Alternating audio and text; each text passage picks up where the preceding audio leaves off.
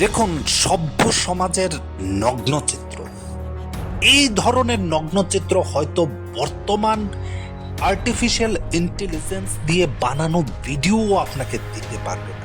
একটা সমাজ, একদল মানুষ কতটা বর্বর হলে একটা টিচারকে এইভাবে এনে টেনে হেঁচড়ে আক্রমণ করতে পারে। ওনার মেয়ের বয়সী একটা মেয়েকে লিফট দেওয়ার জন্য গাড়িতে তুলেছিলেন। মেয়েটা সকপটে স্বীকার করছে এবং খুবই লজ্জিত বোধ করছে। মেয়েটাকে বারবার পেটানো হচ্ছে যাতে করে মেয়েটা ওনার বিরুদ্ধে কিছু একটা বলে, কিন্তু মেয়েটা তো বললই না। ইভেন খোয়াই থানাতে যাওয়ার পরেও মেয়েটি কিন্তু তার নিজের কথাই বলল যে স্যারকে এখানে হেনস্থা করা হয়েছে, স্যারের কোনো দোষই ছিল না।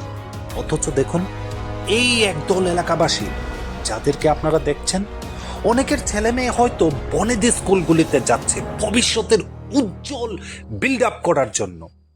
অথচ দেখুন তাদের চিত্র, পচা জিনিস থেকে তো কিরাই তৈরি হয়।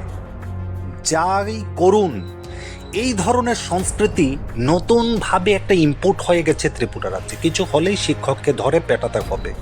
গত 6 মাসে 3 থেকে 4 জন টিচারকে এভাবে নিগৃহীত করা হয়েছে। স্টাফ রুমে ঢুকে শিক্ষকদেরকে থ্রেট করা হয়েছে, চেয়ার ভাঙা হয়েছে। শিক্ষক বেচারার মতো তাকিয়ে থাকবে? করবেই বা কি? করার কি সামর্থ্যই আছে ওনার? বুঝিয়ে বলবেন? আরে বুঝ তো তখন চলে যখন মানুষ বুঝতে প্রস্তুত থাকে। আর এই যে আমাদের নতুন মোবাইল সংস্কৃতি, কিছু হলো, ভয়ঙ্কর কিছু হলো, মোবাইল একটা পকেট থেকে বের করে ক্যামেরা করে নিতে হবে। খুব খারাপ কিছু হলো, মোবাইল একটা বের করে ক্যামেরা করে নিতে হবে। মানে কোনো কিছুতে ইন্টারফিয়ারেন্স নেই, জাস্ট একটা ফুটেজ নিয়ে নিতে হবে, একটা ভিডিও বানিয়ে নিতে হবে, ভাইরাল করে দিতে হবে। সেই ঘটনাটাই যখন তার সাথে ঘটবে, সেই ঘটনাটাই যদি তার সাথেই রিপিট হয়। নতুন মোবাইল সংস্কৃতি আমরা পড়ে গেছি। এই সংস্কৃতি আমাদেরকে এতটা তলানিতে নিয়ে গেছে, ভেবে দেখুন, সামনে একটা টিচারকে এভাবে পেটানো হচ্ছে, টেনে হেঁচড়ে সেই মেয়ের মতো ছাত্রীকে উনার পাশে এনে দাঁড়া করার চেষ্টা করা হচ্ছে, আর লবের মতো দাঁড়িয়ে দাঁড়িয়ে ফুটেজ নিচ্ছে, ক্যামেরা বন্দি করে নিচ্ছে, ভাইরাল করতে হবে, বদনাম করতে হবে। অথচ ঘটনাটার বাস্তবতা বুঝতে পারছে না, বাস্তবতা জানতে চাইছে না, ফুটেজ করে ভাইরাল করে দিতে হবে। আমি সত্যি খুব স্তম্ভিত এবং বিস্মিত। এই হলো সমাজের, আমাদের বর্তমান সমাজের অবস্থা। শিক্ষককে বলা হয় জাতির মেরুদণ্ড। কেন বলা হয় জানেন?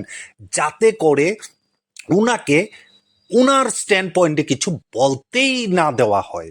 জাতির মেরুদণ্ড, সুতরাং সহ্য করে নিতে হবে। শিক্ষক জাতির মেরুদণ্ড, আওয়াজ তোলা যাবে না। শিক্ষক জাতির মেরুদণ্ড, প্রতিবাদ করা যাবে না। তার জন্যই তো মেরুদণ্ডের মধ্যেই সব থেকে আগে আঘাত করা হয়। হয়তো আমি খুব ছোট মানুষ, একটা ভবিষ্যৎবাণী করি, এই ধরনের আক্রমণ, এই ধরনের ঘটনা ভবিষ্যৎ জেনারেশনকে ধ্বংস করে দেবে।